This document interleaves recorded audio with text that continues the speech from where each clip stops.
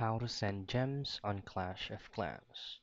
Now, before we go ahead and get started, the very first thing that you want to do first is ensure that you're currently running the latest version of COC so that you will not encounter any crashes or bugs in the near future.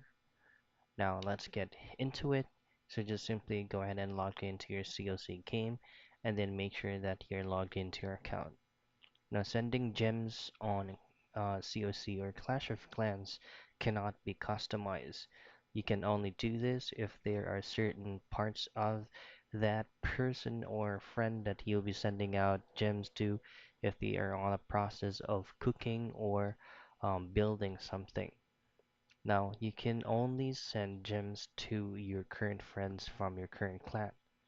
Now, all I have to do is go to my clan and then visit any player you would like to send a gem with. So say for example, this person or this friend of mine right here is currently building something, then we can try to help them by buying out the remaining gem that we can try to purchase. So just tap any of these options right here and tap on info.